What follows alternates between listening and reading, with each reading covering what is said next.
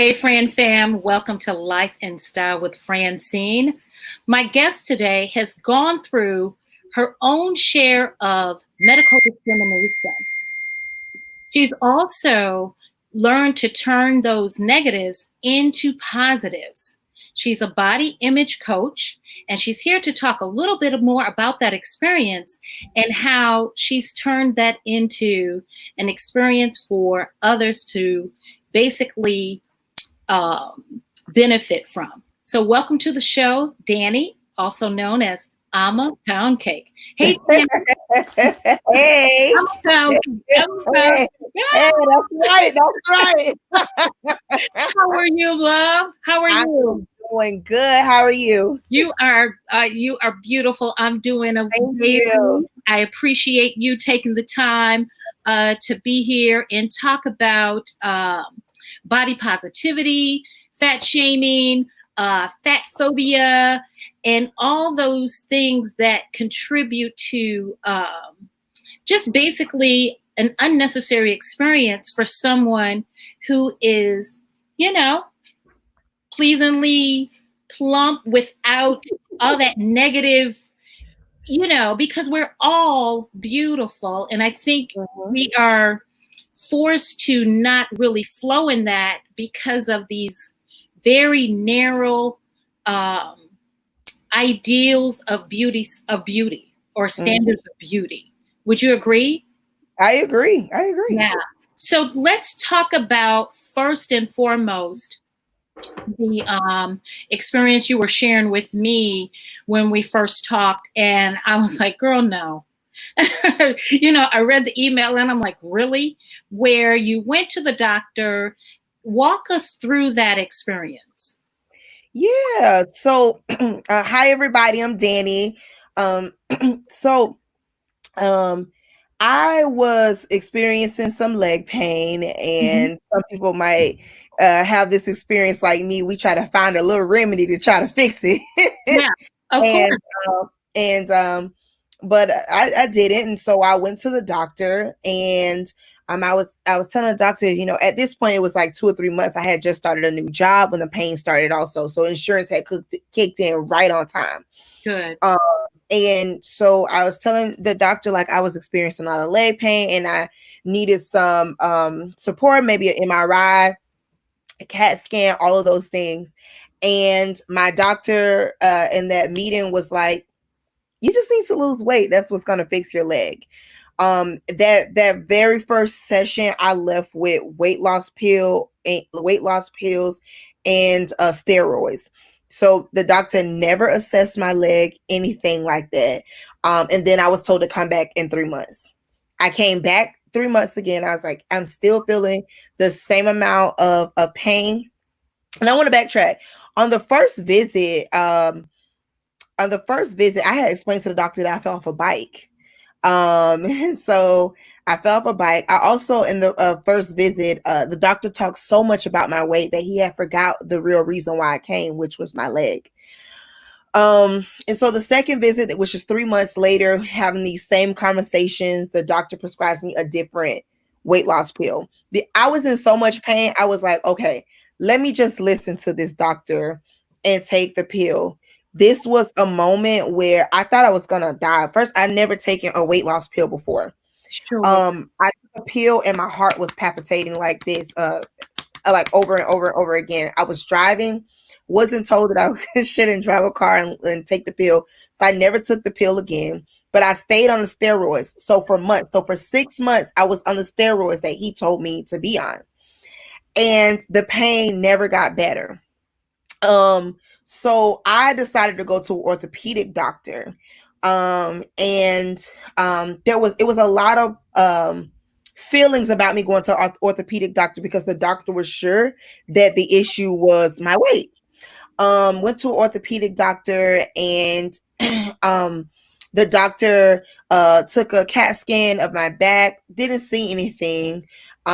She was worried that it's more than weight. We tried 3 times with the insurance, because insurance can be tricky to get it MRI, but because of the doctor's documents and paperwork was not really focused on my leg and mostly on weight, the health insurance did not accept me having an MRI.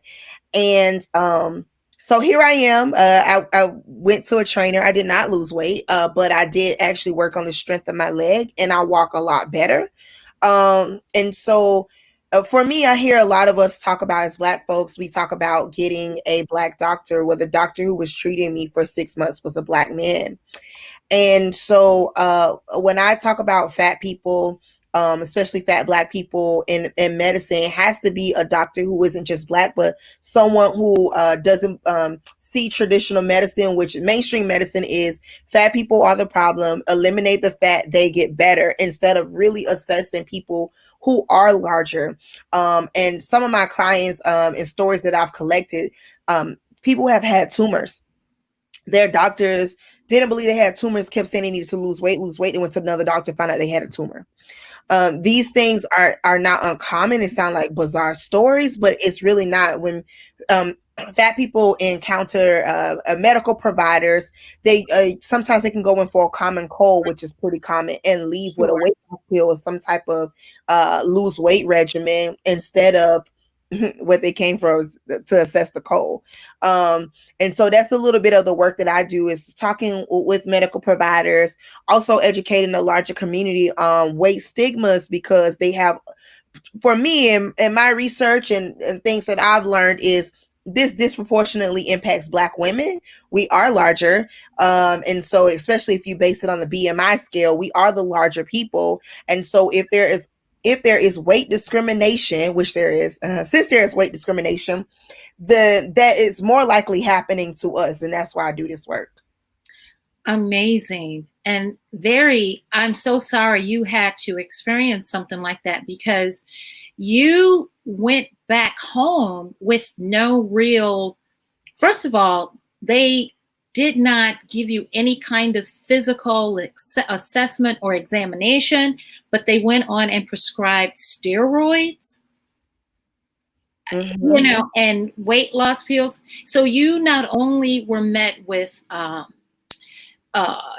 discrimination, sexism played a large part. Now that you've said that it was a Black male doctor, making the assumption that it was just about weight, where I'm really kind of appalled that the doctor would not, first of all, and this is something that is very prevalent with us as a community when it comes to going to the doctor.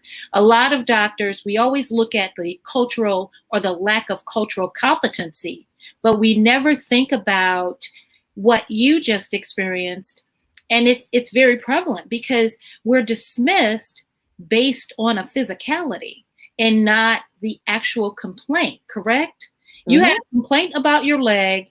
6 months later, were you really trying to lose weight, or were you trying to basically alleviate the pain? I was trying to alleviate the pain. That was like my primary focus. That's why I contacted the doctor. That's what I wrote. And I don't know if you've been to the doctor. So when you go in, they say, "Why are you here visiting?" That was what I wrote about, how I was experiencing leg pain, how long. And like I said, during that visit, I had to remind, he was getting ready to leave the room. I said, "Hey, my leg." And then we started to have a conversation about the leg. He literally scolded me and said, "Stop eating Chinese food." And he didn't ask me what I ate, or it's just an assumption that I'm eating a certain type of food. There wasn't any conversation about my leg that entire 30 minutes. It was mostly about, you need to lose weight or you're going to die. How did you feel, Danni? So I've been fat since probably like 4 years old, and so I can remember medical discrimination when I was a little kid. Doctors telling my mom that I had diabetes, not gonna get diabetes. I had diabetes. And I'm not gonna shame anyone who has diabetes or anything like that, but just this idea that discoloration on my skin and being larger meant that I had it. Sure. And so for me, listening to this doctor, I was kind of sad because I was like, my leg, to be honest. But I had experienced so much, I'm kind of like numb a little bit to weight discrimination from medical providers. I just wanted healing. Then I got involved with this gym. This black owned gym, and they helped me with my leg and strengthened my leg, and I could stand a lot longer than I Mhm. could when I first went to the doctor. And I just wanted to make sure I was harming myself by going to the gym first, because it's good to have a doctor assess things, and we shouldn't be deterred away from getting quality medical care. So let me ask you this. So let's go back. You decided to go to see an orthopedist, correct? Mm-hmm. Did you ever figure out, or did they help you figure out, because you were still a little cautious about going to yet another doctor with the fear that you might encounter the same crap? And I'm calling it crap because I'm mad. But did you ever figure out what was going on with your leg? I mean, it could have been a blood clot. In the backtrack, there is this specific disease. I can't think of it right now that runs in my family that has a lot to do with joints.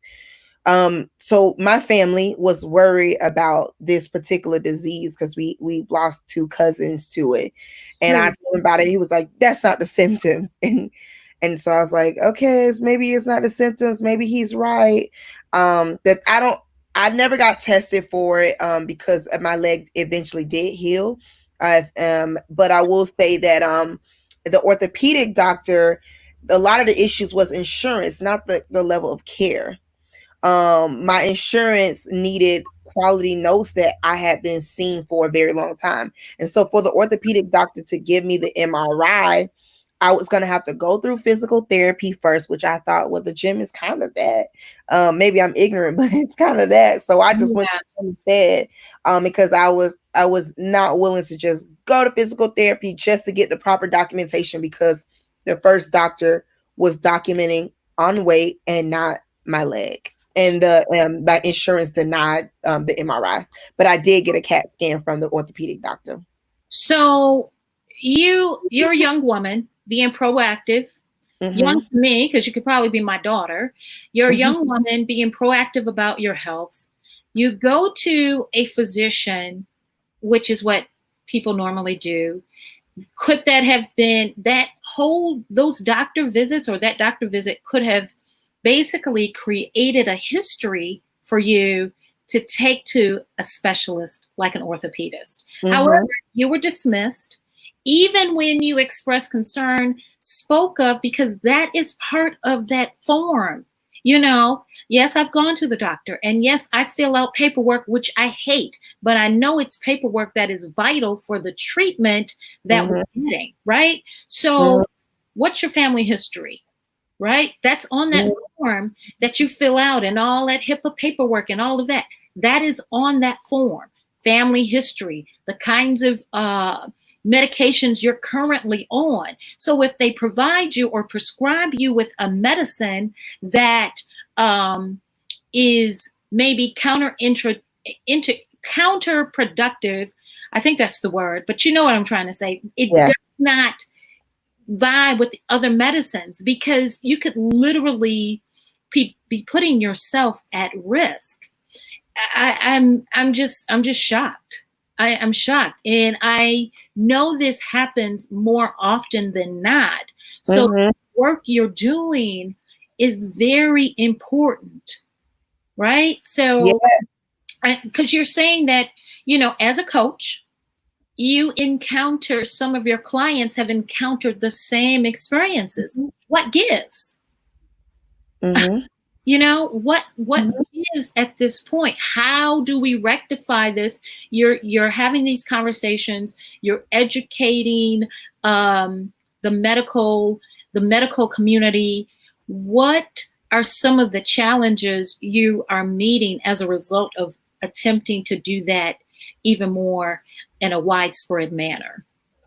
Well, I'll say first thing is the way I look, right? And so I'm fat, I'm black, I'm dark skinned, and though those things I'm not ashamed of, we have already labeled what those things should be in our society. We have a long history. I always talk about, like, the first images of negative images of black women in the media were fat black women. Yeah. And so who played the maid?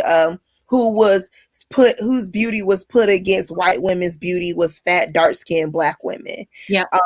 And so there are in this movement mostly thin white women having these conversations because people appreciate a thin white woman saying the same thing that I am saying. So when I say it, it's like you're making excuses for yourself because I'm the face of the obesity pamphlet. If you want to hand out the pamphlet at the health department, that's the only media representation you see of me. It's not like there's this movie where you could say, wow, there was this fat black girl, she had a woman and she had this powerful role. She was a lawyer, she was a doctor. We don't have that representation. And so people are not used to me interact with them in a place of power or educating them. And so I met with that. Some of the other things is we have had a long history of medicine saying that all of these issues is related to weight. And my biggest issue with that is Black people are bigger. That's just bottom line. And it's not saying that there aren't very thin Black people. They are, but by large, our community is larger in body mass, not in weight, just in body mass. And so me talking down about the BMI is one of the issues, but it was created to put Black bodies against white bodies. Like this picture here. This one right here? Yeah. Girl, you are serving. You know, when I posted that picture, it took off. It got thousands of shares, but it also got, so after I posted that picture, sometimes it makes me cry. I got a lot of hate mail. So I also receive a lot of death threats. And I have to be clear with people about that. Because many people don't see it because I get up early in the morning and I go through my media and I delete anything because of the community that is around it. People suffering from eating disorder and larger people and the Black community. And I think that all of us have experienced some type of violence that we don't really need to see that level of verbal abuse. And most times people do it at night. And so that picture is just to explain how we are socially conditioned to say that is healthy, that is healthy, that is beautiful, that is what you should be, that is what the most desirable form of beauty. These are the people who are going to live longer. And me, the inappropriate is I'm not showing you that I'm the mammy. I'm also not beautiful. I'm ugly. I'm unhealthy. Not achievable. Not lovable. And so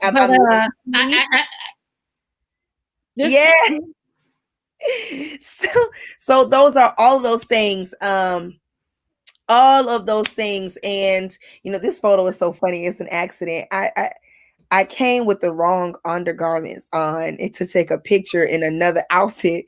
And so I was like, hey, I'll just take this off. And what do y'all think about what I have underneath? And the photographer, Joyanne Payton, she's a celebrity photographer. She said, sure, that's fine. Girl. I mean, but you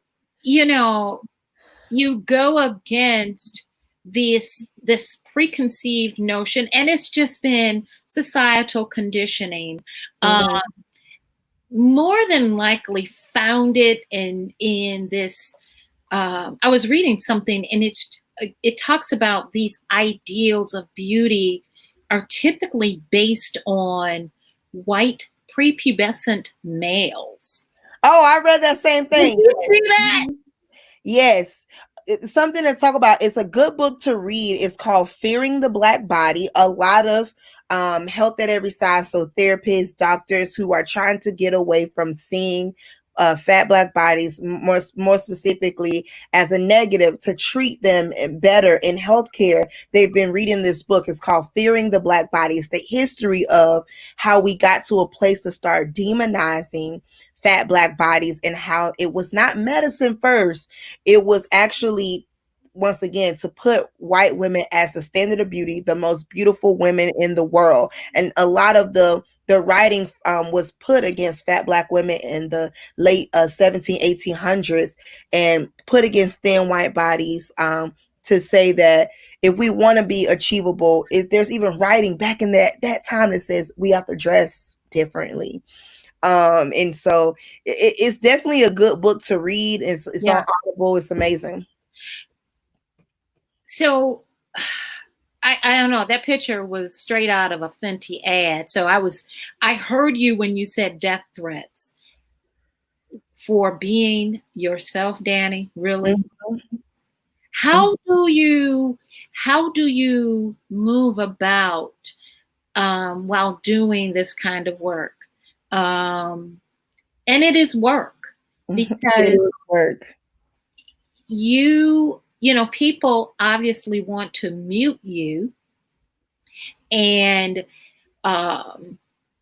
in freeing other women that are feeling the same way, you know, because I always say personal best is personal.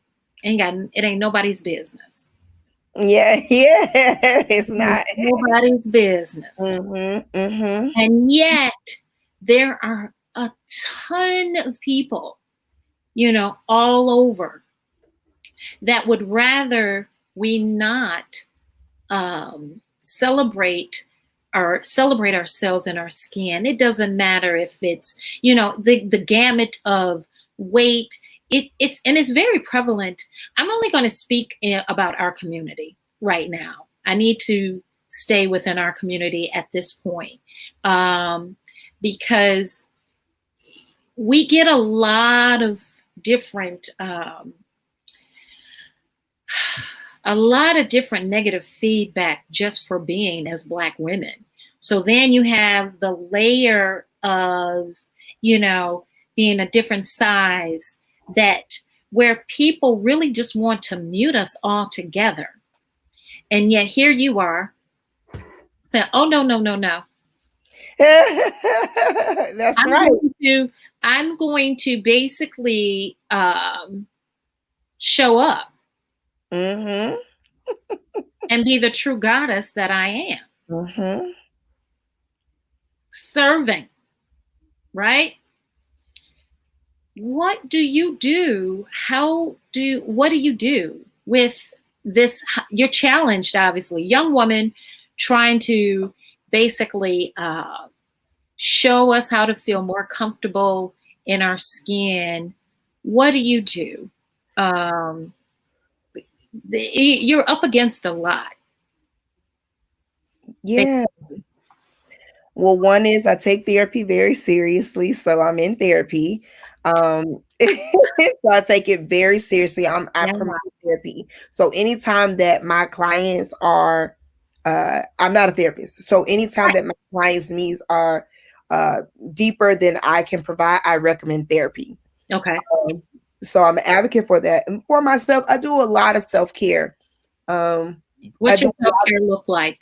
So I got a facial last week. That's why I have this breakout on, was it this side?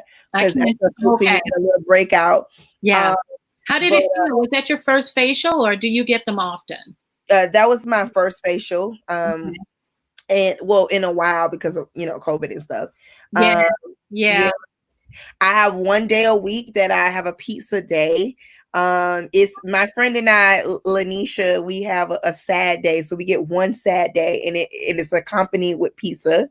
And so we go get pizza once a week. And some of the other things I do is like I walk, and I just enrolled in a different gym after COVID. But this morning I went cycling. I try to sleep.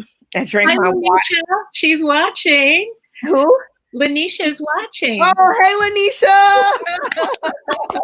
Her Instagram is Vibrant Soul. She's my friend. She takes a lot of my pictures. Actually, the picture of me in the bathing suit, she took it. Yeah. And so, good friend. I love her. That's another thing too, right? So I promote like fat Black women having fat Black friends. And I think it's like really important that like us all as Black women have friends. But when I interact with fat Black women, one of the things is that they feel like they cannot get deeper deep enough with the collective Black women. And since you talked about talking to the larger Black community, we don't often talk about the social isolation that fat Black women experience. Talk Um, about that. and so one of my biggest issues is we talk about a lot of dating things, but what we aren't honest about is that fat Black women are more than likely, I want to say dating down, but what's a nicer word to say? Dating down is good. Okay, well, let me say it again. So It's okay. so I feel like fat Black women are encouraged to date down, and not just by, men.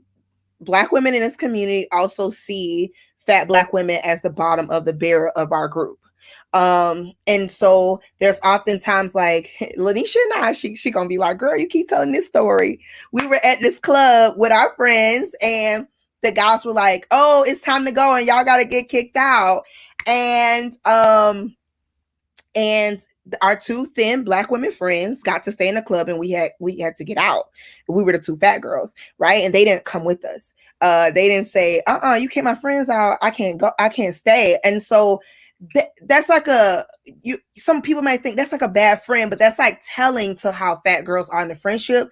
They're the mammy in the friendship because we have already assigned fat Black women that role. They're the caretakers of this community, and oftentimes the mule, and we don't care for them, we don't look out for their needs. I mean, how many famous Black men are married to a fat Black woman? We see the way that we treat Lizzo, right? And so the Lizzo is not just treated badly by white America, she is treated badly by Black America. And it's very telling in the way that people uplift Jill Scott for being a smaller, more curvaceous Black woman than Lizzo, because there is size politics in our community, and we have adopted Eurocentric beauty standards and kind of mixed it with our own cultural norms. But fat phobia exists in the Black community, and they show up in friendships. You can look at friend groups and how the dynamics of them and who is friends with who. If you ask a white person, like, you got a Black friend? Well, if you do have a fat Black friend, it's kind of question, is she the muse? Is she the strong friend that no one really checks up on? Because that's usually the dynamics of the friendship. Yeah, you mentioned Lizzo, and I remembered when, I don't know his name today. I'm gonna call him Puffy today. Diddy, whatever. Drag him. And he did that dance off, and Lizzo was doing her little thing, her dance and doing whatever Lizzo does when she's in her moment. And Diddy cut the music off. Ooh, child, my skin burning. You did. And then Miss Drea did her thing on the same song. And I think I'm getting the facts right. She did the same thing, same song, and he let the music play, Yeah. and that was a big deal. Twerking, yes, twerking. I said little thing because it's like, I don't know, because I'm not the best twerker, but but she was doing her dance or whatever. But that is a prime example. And he said something about the lyrics or something. It's like, but it was the same thing. I gotta add to that. Cardi B and Offset was on that live too, and he played their music uncut.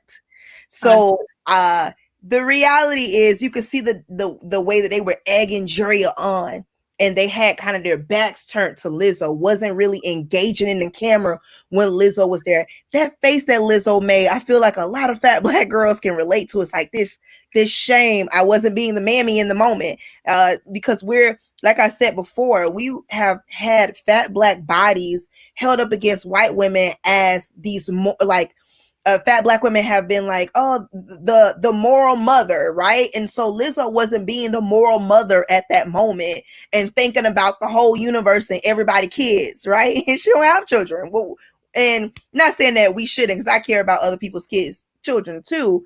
But it's just a reminder that like there is this higher standard and put on larger bodies. That's why me in a bathing suit is so bizarre, but people who are thin just don't get that level of critique. They don't. People don't think it's first. I'm considered inappropriate, even though I put myself up to a white body. The reality is, I could have put myself up next to a thin Black woman and said appropriate, but I was trying to make a point because I'm not gonna, be public about make a picture go viral about a Black woman. Yeah. But the reality is, I could have put it up to a thin Black woman because in my community, you could look if you go to the swimming pool. And you see children in the summer swimming, the big girl has on the shirt. Her mama sent her that way. And the smaller girl has their shirt off in the pool. It's just common how we treat bodies in our community. Yeah. Because you basically, showed up to the beach like this. That's me. And said, waves be damned. That's so funny. I showed up to slay at the nude beach. That was me at the nude beach. Oh. But I got naked later, but I had to take y'all pictures for y'all. Yes. So yeah.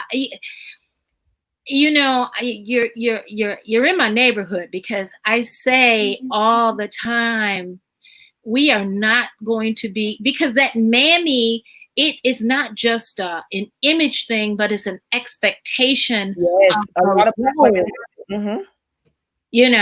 For Black women of all sizes, we're expected to mammy and solve. It's like, you know what? I have kids. My son is grown, and I'm not thinking about everybody else's kids. I'm not thinking about solving anybody. And as you get older, you'll see it's like, nope, that's not my problem. And I don't know. I'm not taking on the weight of the world, literally taking on the weight of the world. So for you to recognize that this is something that is heaped upon us in the community, and then on top of it, have a few more pounds, and then it's like, oh, wait, give it to Danni. She'll handle it. No, Danni won't.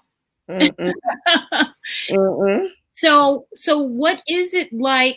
What is your dating life like? You tell me you was gonna ask this. So what is my dating life like? Well, I date everybody. Let me say that. Okay.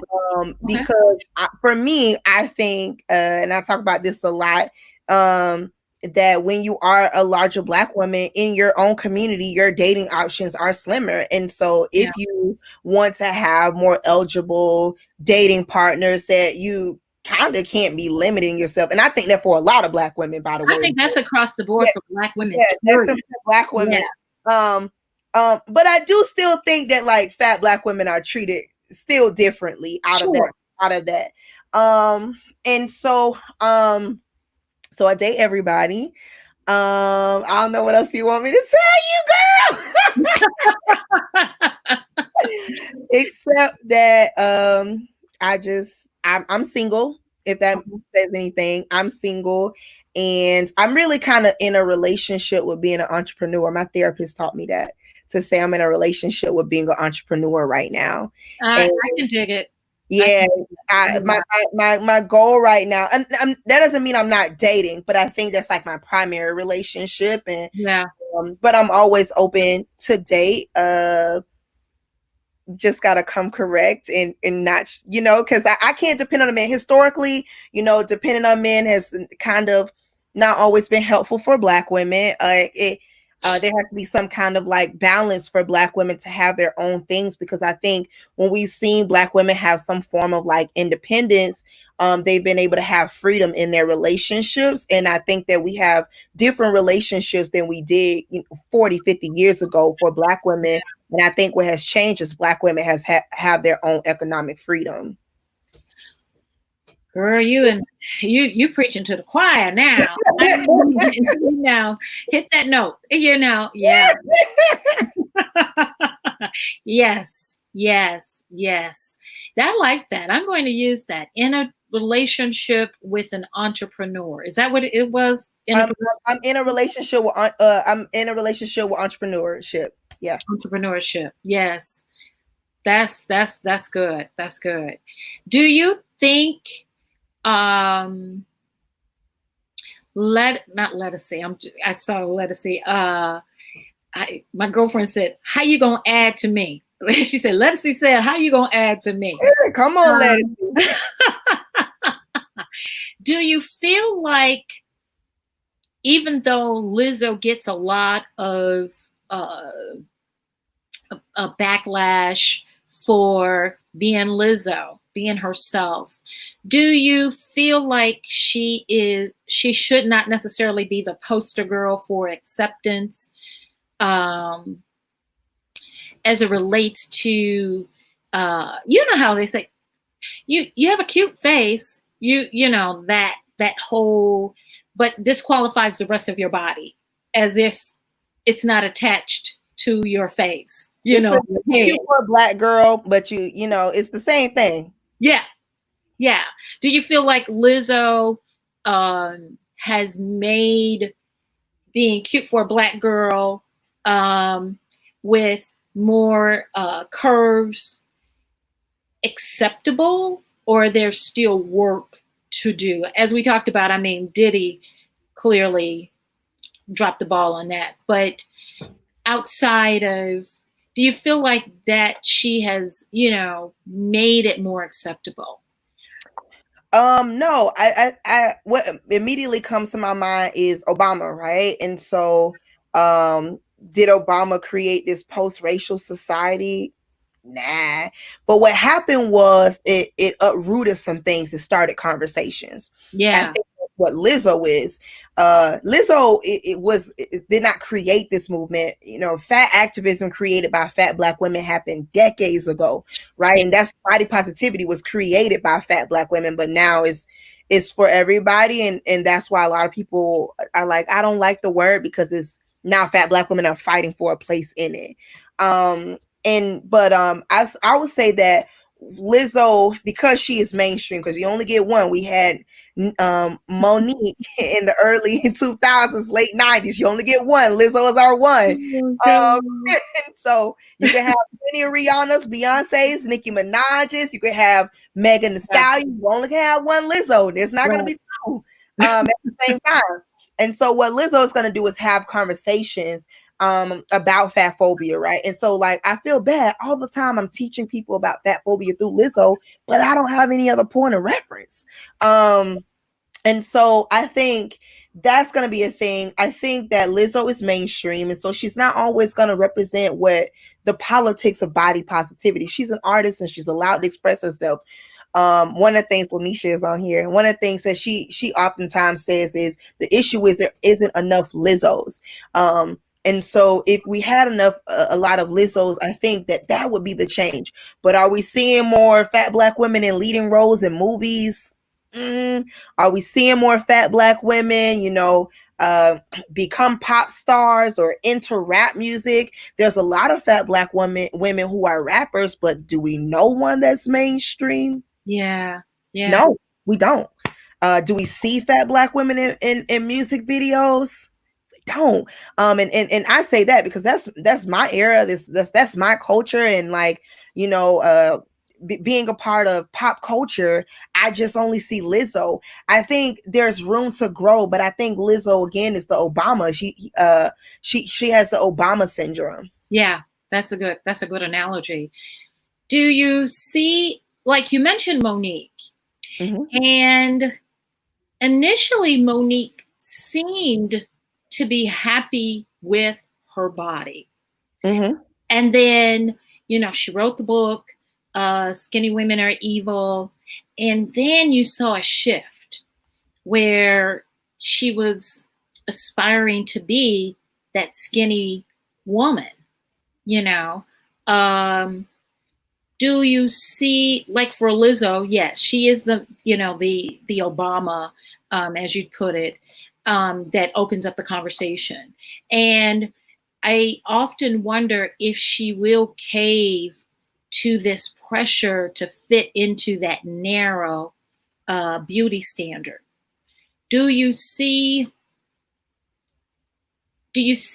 when you're talking to your clients and you're having these conversations, do you see some people who secretly long to be that skinny woman, as Monique?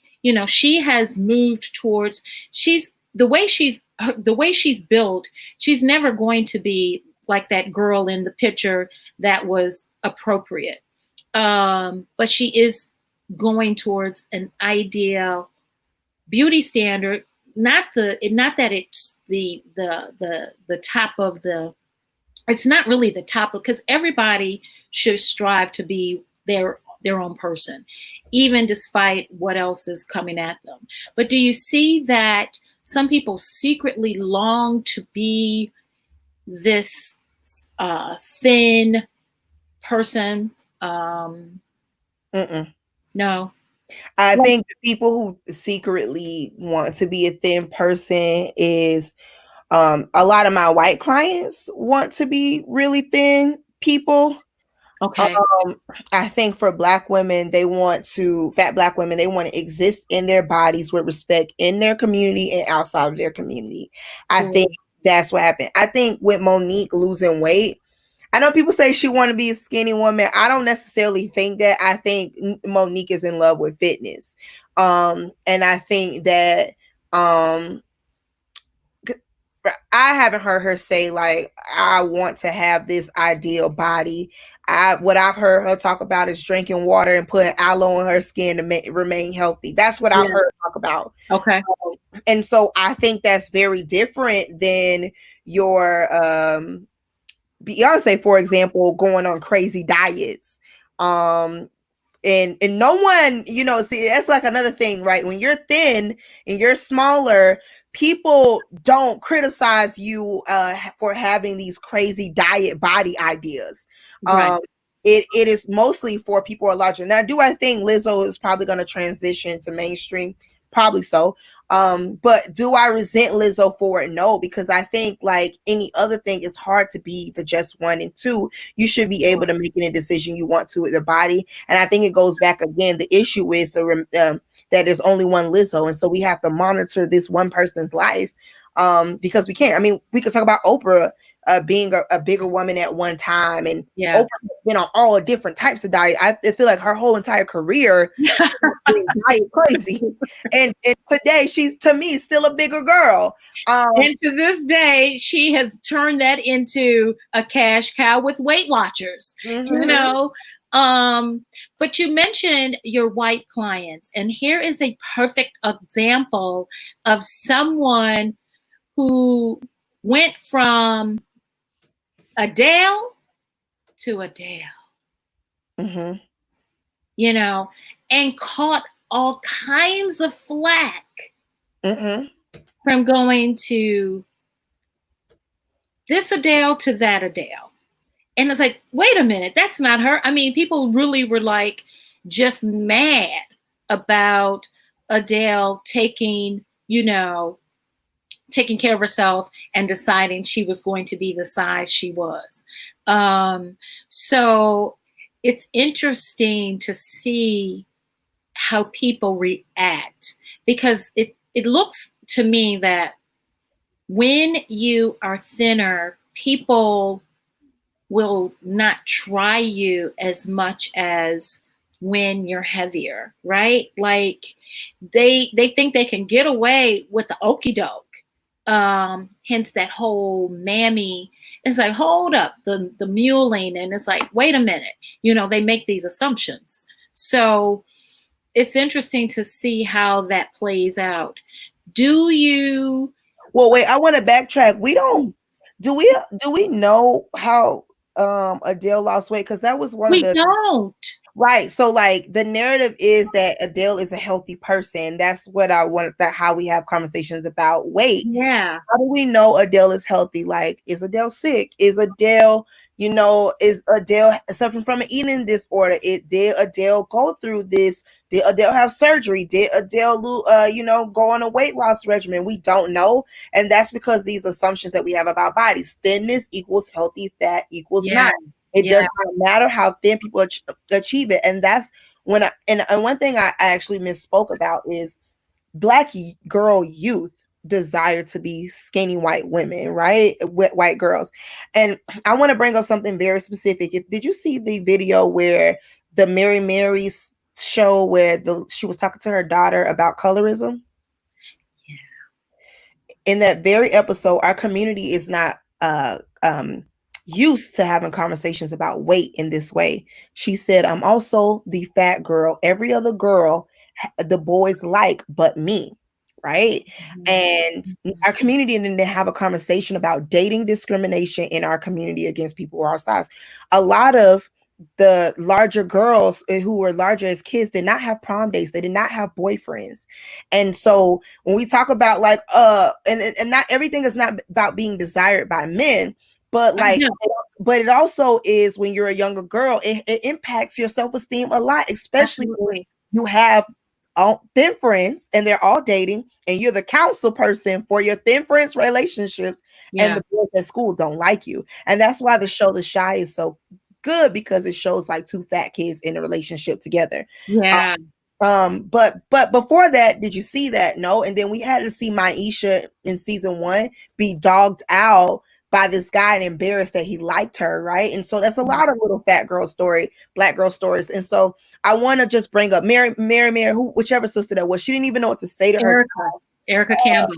Erica, she didn't know what to say to her child about weight discrimination, even colorism, right? You're beautiful.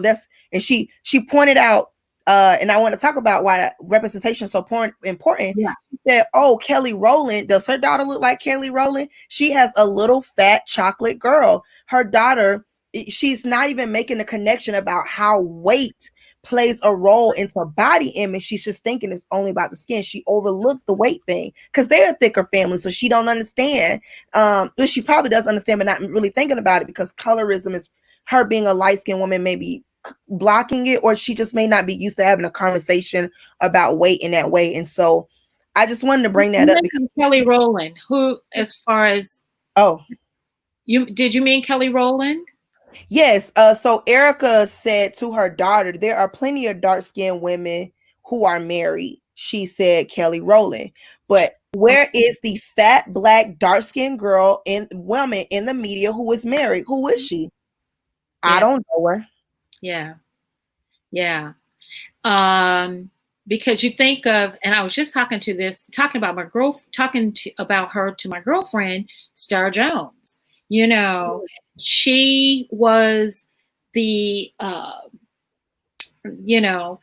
The View. She lost the weight, got married to the first guy, and she's married again, but she's she's obviously out of mainstream media, but it almost feels like you have to physically alter yourself just to be desirable. And then you got to pick through all the dusties.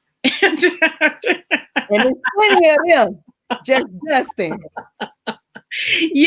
All the dusties. And so, for example, so you see Samuel L. Jackson, his wife, my girlfriend just said, LaTanya, I can't remember. I think it's LaTanya. But that's one, and it's the same thing. So it almost feels like, yes, we look first at the successful Black men. They go, sometimes they go white, or they go white proximity, light. Yes. Right? So then now we've got this. So then we've got that thinner pool, of eligible Black men that we would want to build a life with. Because you can build your life with anybody and then get toe up from the floor up.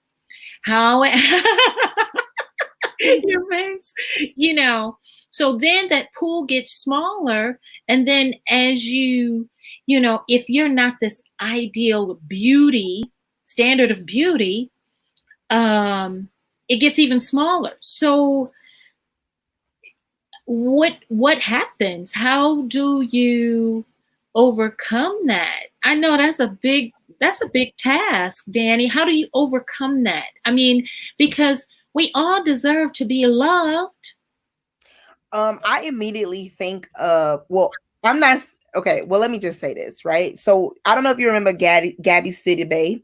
She was on Empire, and she Yes. also played the leading role, Kit Precious. Yes. And she was the laughing stock of our community for anytime we could talk about her, we laughed and picked at her, right? And she was in Empire, and she had this romantic scene where this guy was in between her legs, and then she went viral, and they was calling her a monkey and saying it was gross.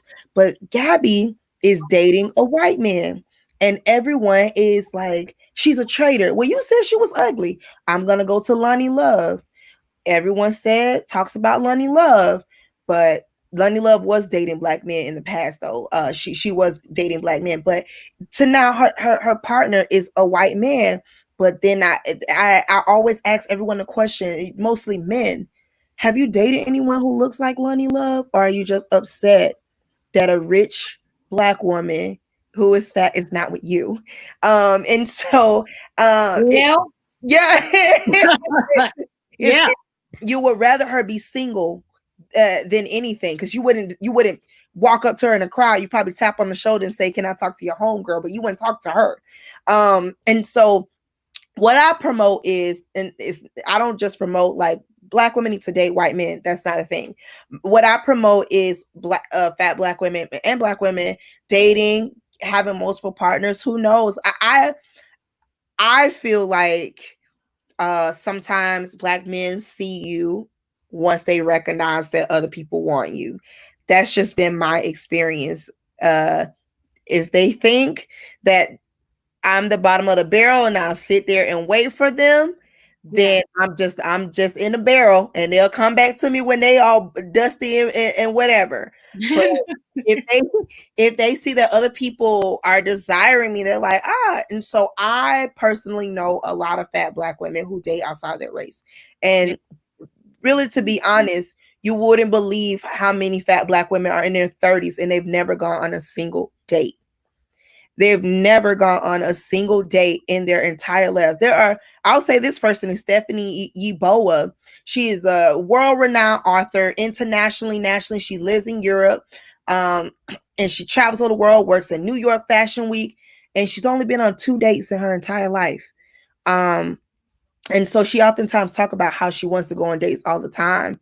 And a lot of fat black women are hit with fetishes. People want to have sex with us, but actually, and want to be with us in private, but in public. So I just say, find friends that don't like you, because I think it's a lot more comforting. I help people build dating profiles, because online dating profiles, because I think that there's a way to find a partner. I promote going out alone, being safe, of course, because we live in a crazy time, but not with the mask, but just with people harming black women. I want to make sure I explicitly say people are harming black women. But I think all the time. And I think how I date is I find partners as I go out alone, and then I end up finding more eligible partners and people who probably wouldn't approach me in a friend group, but would. And I think all black women should really do this, So. Because typically it is easier, not that we're making it super easy for men, but it is easier for men to approach you when you're not in a group overall. And you mentioned something about when this always happens. It always happens. Where you talked about Loni Love, you talked about Gabby, Serena. Yeah, Serena. They called her a man. They talked about her. They fetishized her. Just made her totally undesirable. She gets with Alexis. she's a bad wench. I just don't understand. She's a sellout. And I mean, she dated Black men, just like Lonnie. And Kwame still can't be loyal to nobody because he's single again, and he was with Angela Rye. Angela Rye, Tiffany Haddish, they say, but that's Common is just being Common, so she dated Drake, she dated Common. So it's like, I don't know I just kind of always wonder what this is in our community, where we want people to suffer, or suffer from the verbal abuse that it's like, I want you to suffer from this verbal abuse, internalize it, and then just sit somewhere in a corner and fester in the words that I spoke. It's and people get locked into, they internalize that negative, those negative comments and whatnot. And my girlfriend, she's a size 8, and a guy told her, you need to lose your pooch. What? I mean, so I know that's another layer.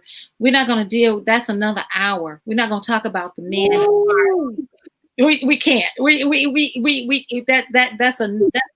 That's an episode or 2. You know what I'm saying? But it's just interesting to me how you will find that men speak against women, and then when they choose not to take those things, and it doesn't mean it doesn't hurt, it just means I'm not going to stay there, and be a prisoner to those kinds of verbal barbs. However, I'm gonna move on, because I'm gonna go where I'm celebrated and not tolerated. And I don't gotta go 50-50 on no date.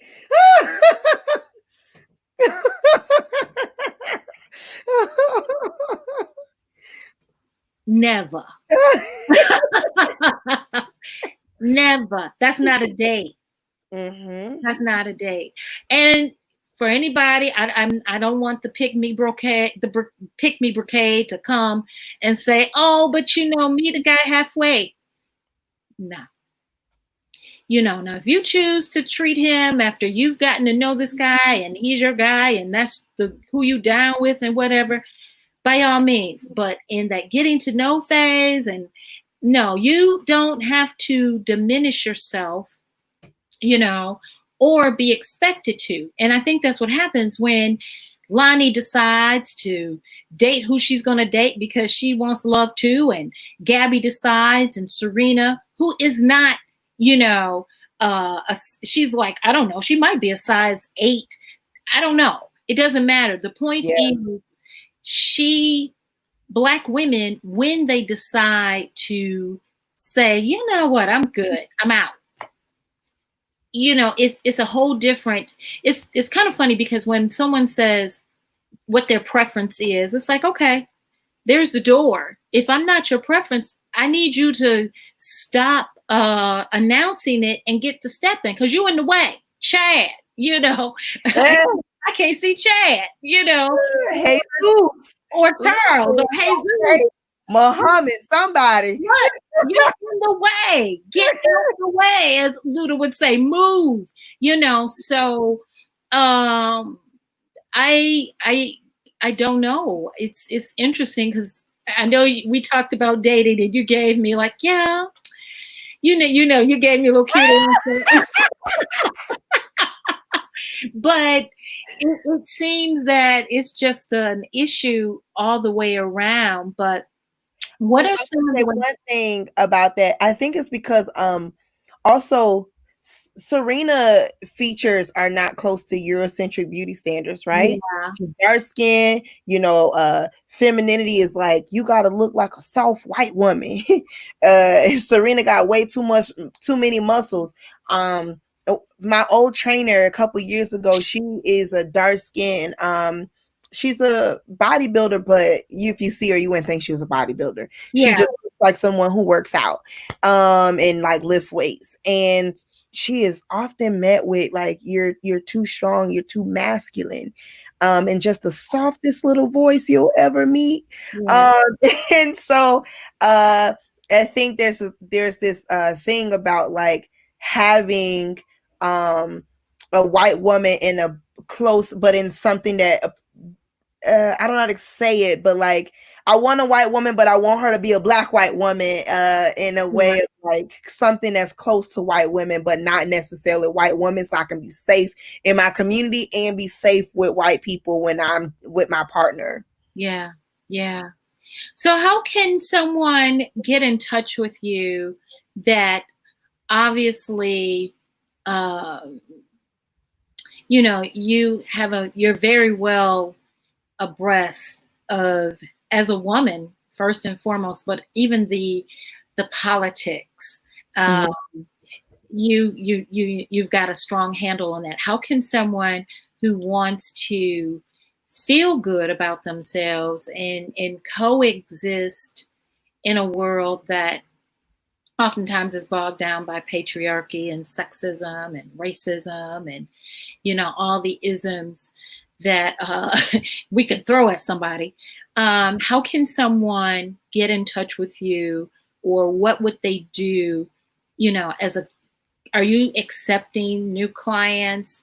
Oh yeah. Yeah. So anyone can book my services at AmaPoundcake.com. So AmaPoundcake.com. They can book a session. I do 3-month sessions and 1-time sessions. And I also do sessions between 2 people. So maybe mother and daughter, 2 friends. Good. A person and their partner can also do sessions. Also, people can contact me through my Instagram or my Facebook, but I would prefer if people use the website to book a service. But say hi, say you were on this live, and you can contact me through AmaPoundcake Facebook or Instagram. Awesome. Any final words before we close?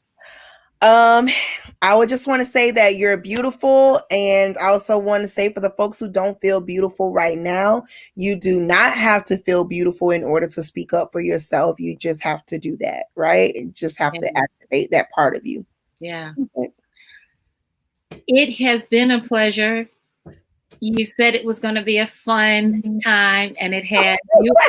You are beautiful. Thank you. You are beautiful. And I just pray someone that was watching received, you know, heard your clarion call to be more beautiful and feel more comfortable in their skin. And of course, if they don't, they can get in touch with you. Thank you so much, Danni. AmaPoundcake. Thank you. Hey. Yes, keep shining, girl. We need you. You know, it's room for plenty, and not just Lizzo. It's room for plenty. I look forward to seeing your star shine and you bringing others along the way, because we need you. Thank you.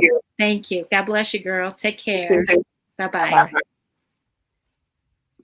Thanks for watching Life and Style with Francyne. If you'd like to be a guest on the show, drop us a line at lifeandstylewithfrancyne@gmail.com. You can follow us at Francyne Walker TV on Instagram, Life and Style with Francyne on my Facebook page, and Francyne Walker YouTube. Don't forget to like and subscribe to my YouTube page.